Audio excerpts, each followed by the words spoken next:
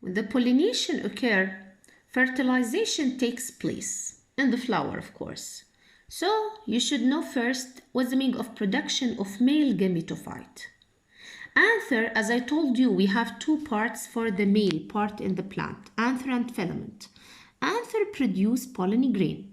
Cell within this anther divide by meiosis. I told you, meiosis, to divide a cell into 4 cells or to produce 4 cells. Each one has half number of a chromosome. This is what we call it in the plant spores. Each spore divides again by mitosis to produce 2 haploid cells.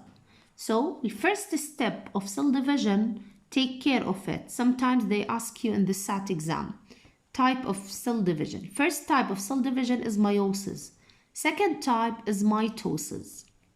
These 2 cells together with a thick wall that protects from a single pollen grain. So 2 cells in 1 pollen grain. You should know each pollen grain has 2 cells of male part.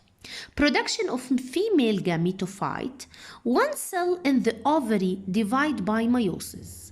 Meiosis to produce 4 female spores. Okay. Only large central cell has 2 haploid nuclei called polar nuclei. One of the other cells develops into an egg. So just an egg or become an egg, another will become another cells beside the egg.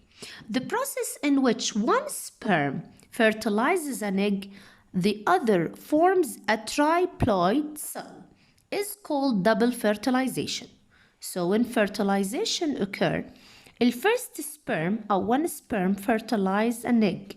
The second one go to fertilize the beside eggs or beside cells beside the egg. This is what we call it double fertilization. Double fertilization only happens in the flowering plants. Non-flowering plants, there is no double fertilization and gives them an advantage over comb-bearing plants. What's the meaning of comb-bearing plants? Comb-bearing plants produce a food supply for each egg. You should know each embryo, they need food. So this produce or supply a food for egg before fertilization. If the egg of a flowering plant is not fertilized, the plant doesn't waste energy making an unneeded food supply. First part, after fertilization, you should know what's the meaning of seeds and what's the meaning of fruit or from where they come. At fertilization, the next generation begins. This is the first step to produce another generation, fertilization. The egg becomes a seed which contains an embryo. So the egg becomes a seed, contains an embryo, and nutritious endosperm enclosed by a protective seed coat. This thick seed coat to protect the embryo inside seed coat. The surrounding ovary grows into a fruit. Always they ask you this question.